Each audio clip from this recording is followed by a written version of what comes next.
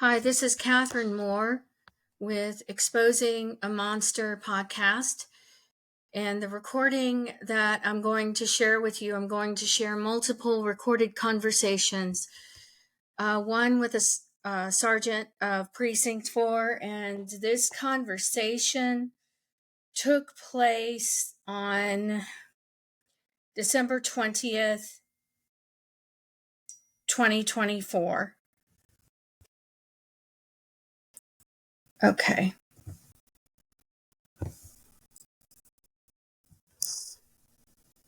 6 minutes. Okay.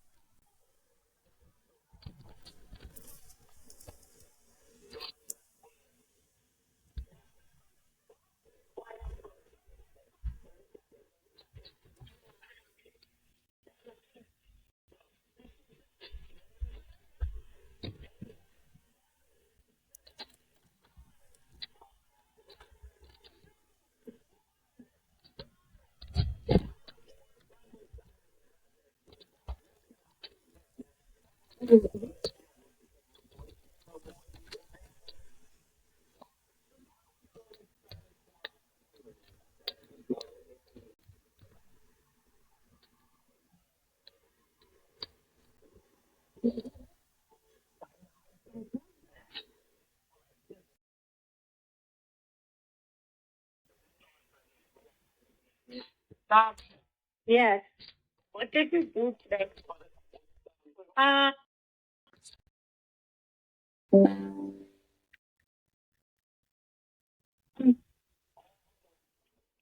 I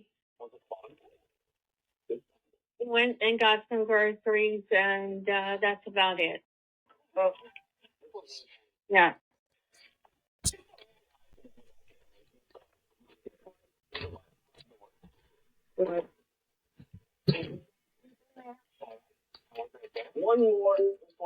How are you feeling? How was your day? Good.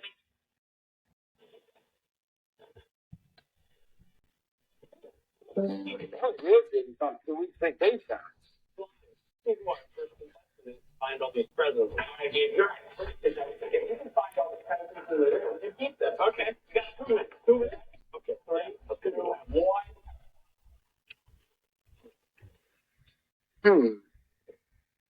It is so moving through these peanuts, guys. Oh, there we go. What the birthday? Yeah, how many birthdays are in it? Honestly, I don't know. I think it's fun.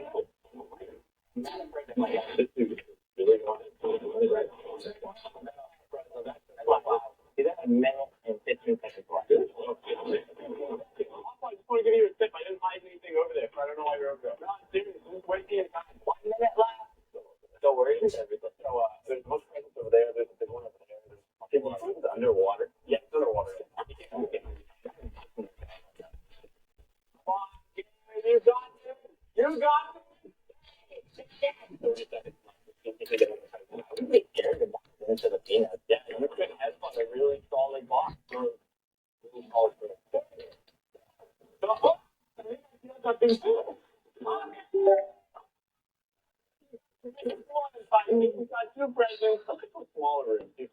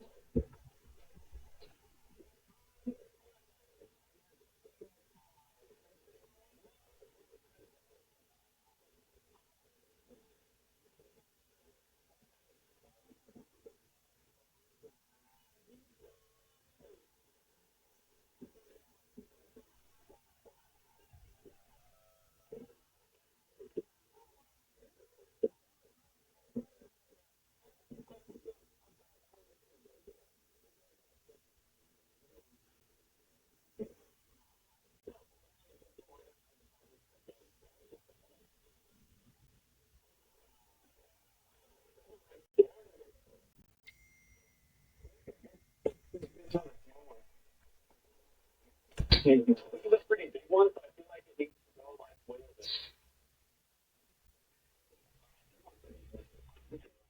Bob.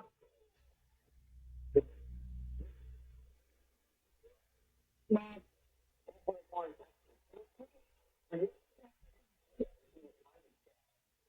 Bob. Hey, you there?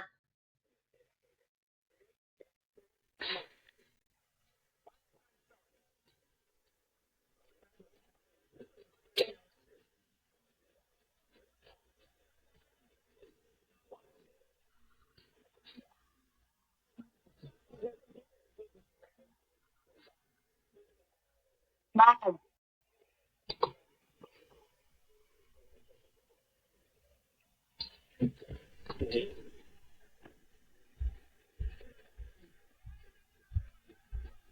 Oh.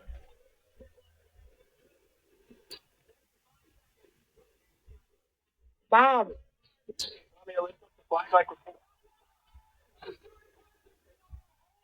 Bob. I gotta go. Bye.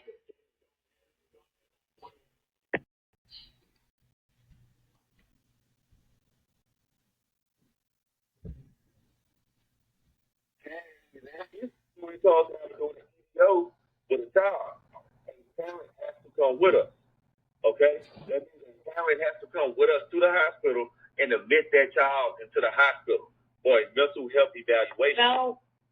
We cannot admit a juvenile until. And I understand that. I understand that. But regardless of whatever you see, there is a serious problem in the home, and things are not okay when you're hearing on a regular basis one son wants the other son dead. And did he explain how he wants them dead?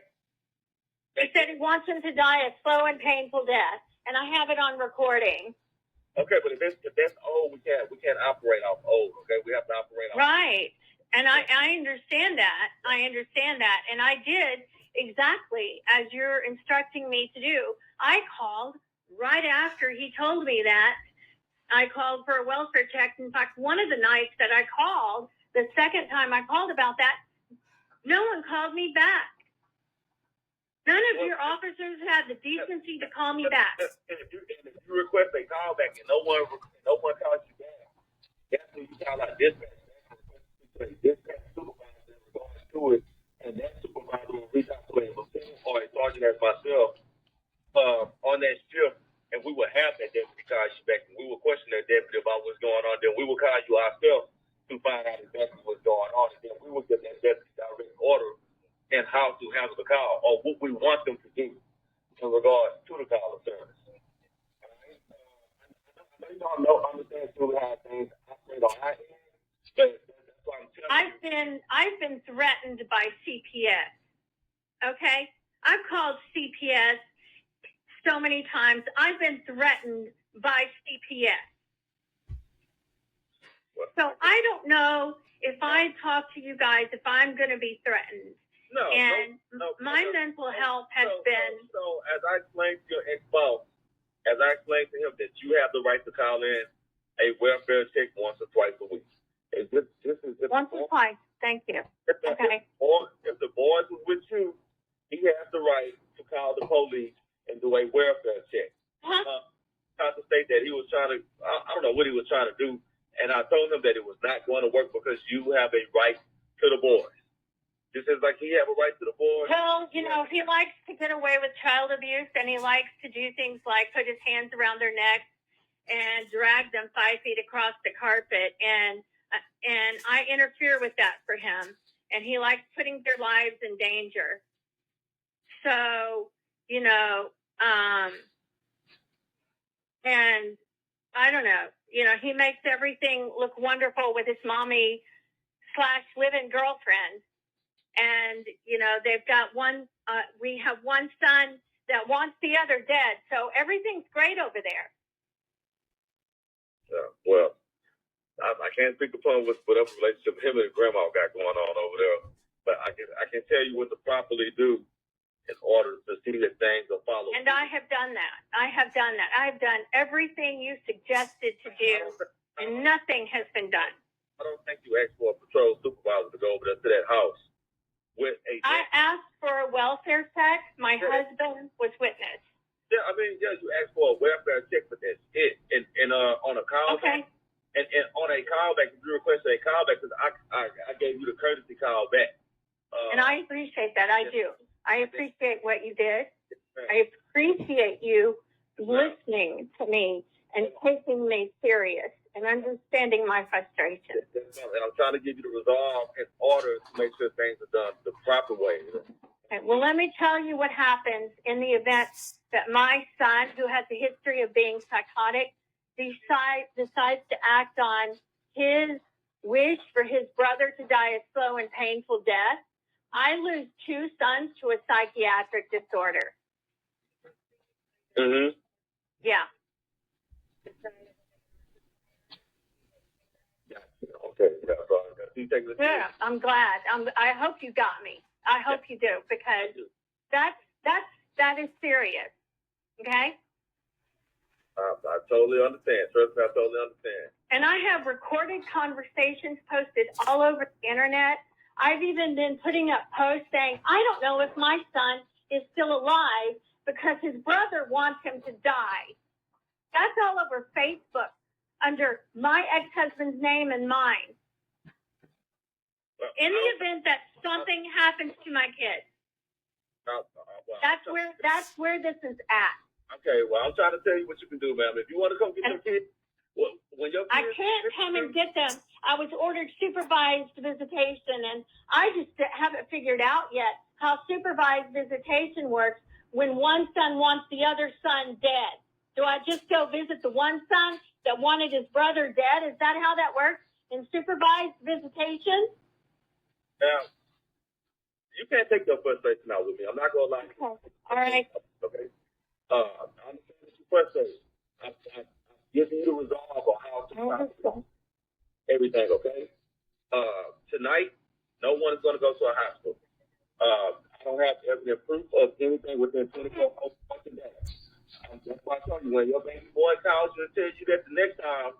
This is why I'm not hearing from them for a week, okay? Oh, the reason because he knows. The reason why you're not hearing from them folks is because your ex-spouse to my face. They don't want to answer your phone call. They're going to have to answer your phone call. That's something that we're going to have to take up with the court jurisdiction. That's over y'all. He's lying to you because my 9-year-old wants to talk to me. He's lying to you. Yeah, I understand. I don't know y'all. Y'all don't know me. I'm just telling you what's being told to me, okay? The 9-year-old wants to answer the phone. I told him that he has to allow the children to answer the phone. I told him that's who he's saying. I told him that's John Republic. I told him that's who he's saying. If they want to talk to you, they have every right to talk to you. And I told them in order to get these calls, these type of calls, they need to speak to their mothers. You need to let them speak to their mother. And that's on video recording. So we can go back and forth with that. It will go back and forth because he's not going to provide psychiatric treatment for our 15-year-old, and this will happen again. It will happen again, where I have to call you guys. Yeah, so I'm telling you, if someone goes out there, the next time someone goes out there, if it's tomorrow or Monday, and no one returns your phone call back, call and request to speak to a supervisor. And that's if you spoke to your son, and you have recording of your son on that day, you have evident proof where you can come and meet someone and told that this time stamp within a timely manner of this would happen, and then we would act upon the way that the law states that we need to act upon in regards to children, okay? Because I record the phone call. Yeah, record it. You know what I'm saying? I do. Yeah, record the next phone call. Record the next phone call and call it. I record every phone call to them. Yes, ma'am. That's why he's doing this. That's what I'm saying. So I'm telling you, next time you talk to your children, record the phone call, record the conversation. That's some proof. And that's proof. That's some proof. Man lie, women lie, video call. That's your proof. And then when you use that proof, there's enough evidence to place your son in the mental health facility. But he's not going to stay inside a mental health facility. They're only going to hold him for 72 hours. They might hold him for a week or two, but after that, they're going to release him back. Well, anything is better than nothing. Yes, ma'am. Because it's going to get worse. It is not going to get better. Okay. Well, that's why I told you what you need to do. Okay. So the next time you talk to your 9-year-old, if your 9-year-old say, "Hey, this is what happened on on this date. He told me this on this day. And if the patrol deputy doesn't do anything about it, then that's when you call back and say you can speak to a supervisor in regards to it. If you have proof and you have evident proof of within a timely manner that took place, then Harris County Precinct 4, then we would do an EDO. But Okay. if we don't have proof of evidence time, the evidence. So I have to come down to Cypress for you guys to admit him so that you can hear the recording. Okay. We're gonna have to come Okay. down. Do I come down to the precinct? No, you can come down to the area where they live at. Okay. And we'll do the welfare check, but you have to have proof to show that no one operates out here. Hearsay does not operate in the court. I understand. So you have to have the proof for us to do what the law says that we're supposed to do in regards to a mental health evaluation. In regards to a mental health evaluation, that's going to determine and how we have to go. If you need us, give us a call. If nothing happens, we go request charges, okay? Okay. Thank you. Yes, ma'am. Thank you so much.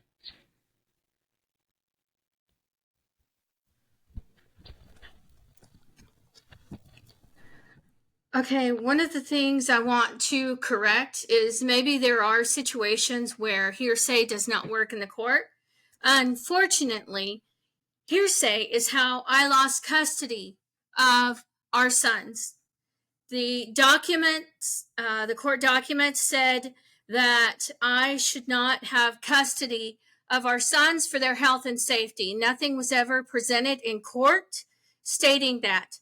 Our older son, who is 15, has been hospitalized 7 times, has a triple diagnosis of bipolar disorder, pervasive developmental disorder, and ADHD.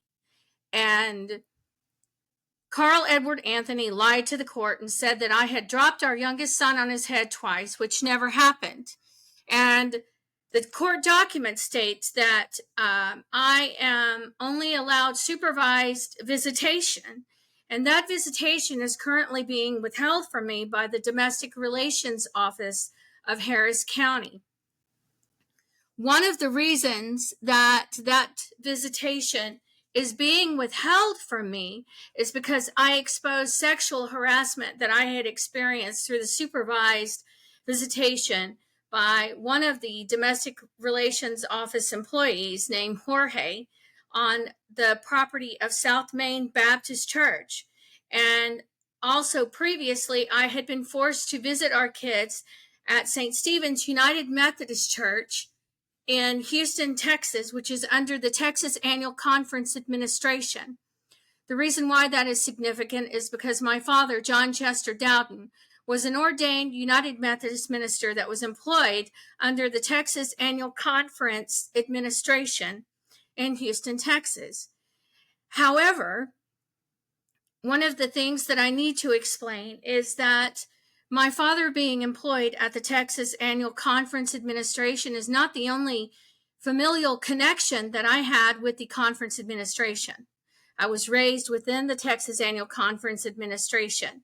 And when it comes to being raised within that type of community and culture, the saying, "it takes a village," definitely applies to the Texas Annual Conference Administration, because they have district meetings and they provide child care for the preachers' kids, the children of clergy who are employed under their administration.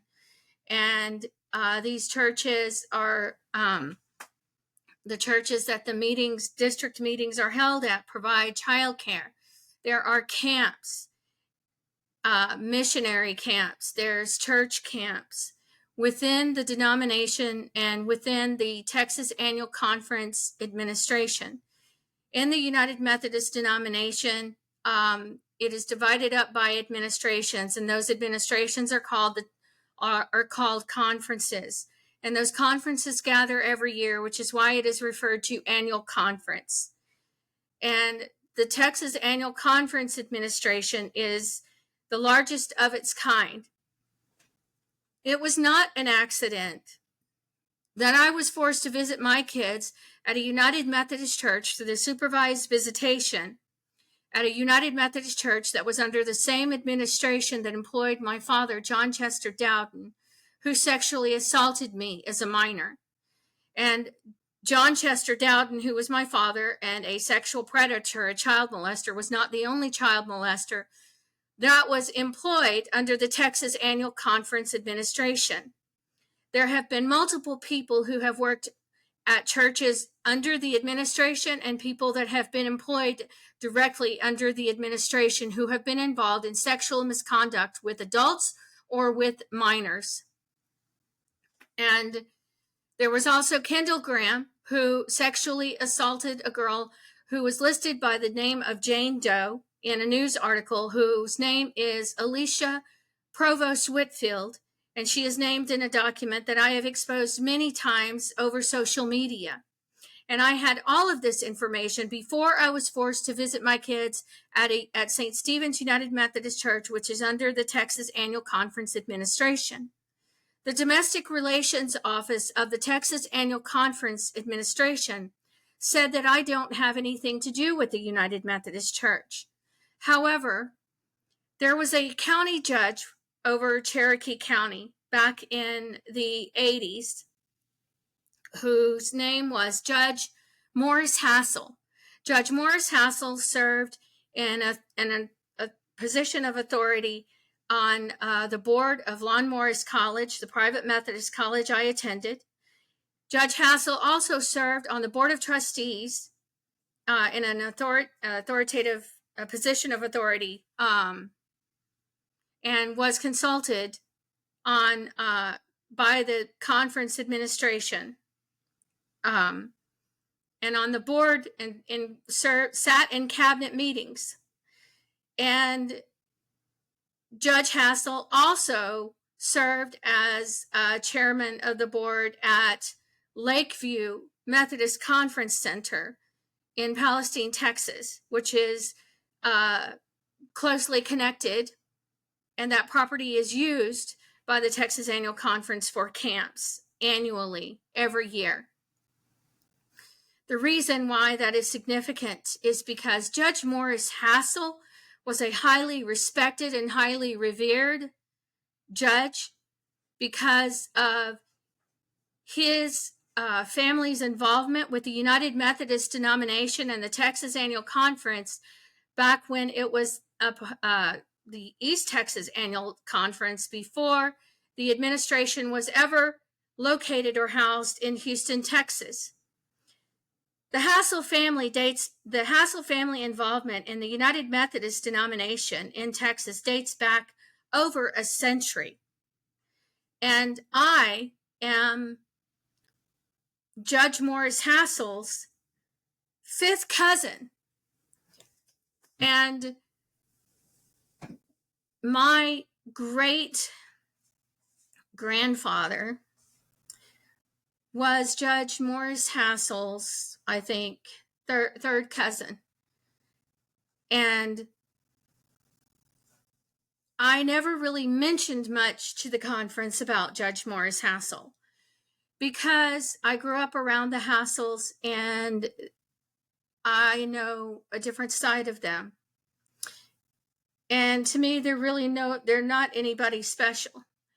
I grew up around the Hassel family, and I am very knowledgeable about the Hassel family because I came from the Hassel family. I am a descendant of the Hassel family that was involved with the United Methodist denomination and with the Texas Annual Conference and with the East Texas Annual Conference in Cherokee County before it was ever located in Houston, Texas. So the DRO saying that I do not have anything to do with the United Methodist Church could not be farther from the truth. I mean, it's a lie.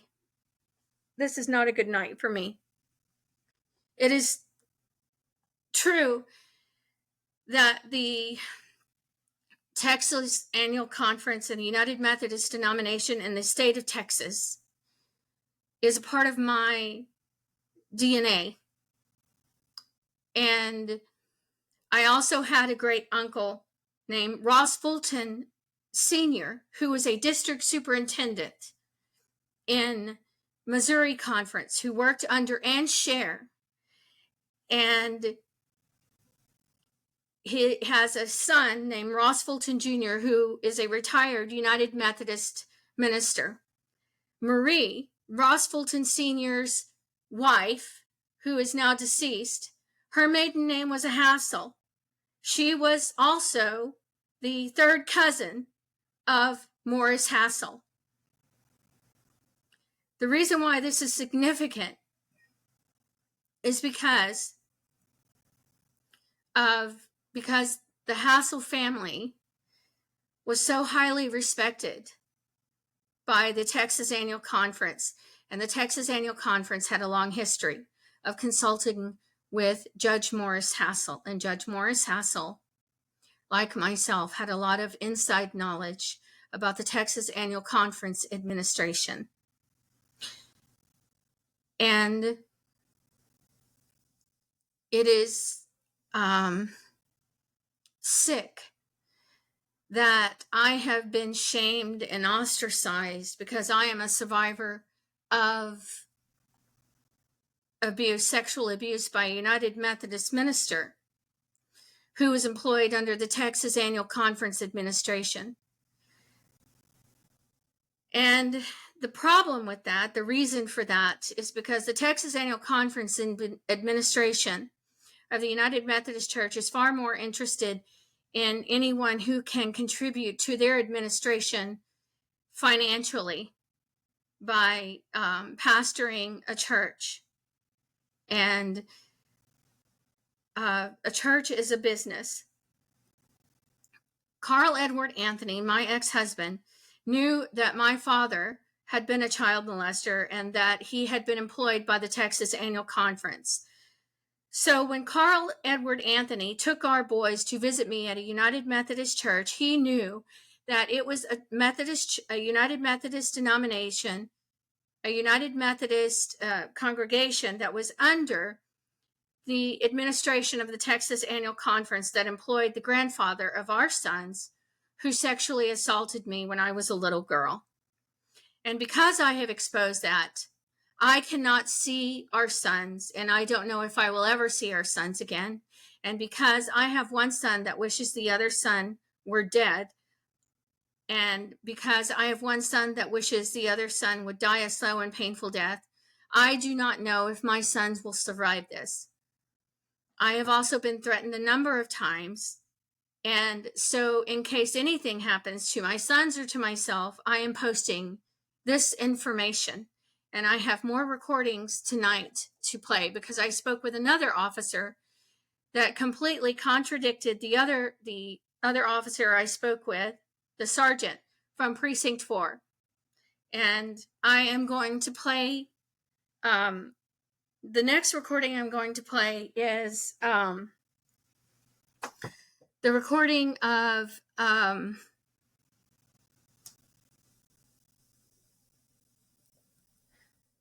our son talking about wanting his brother to die.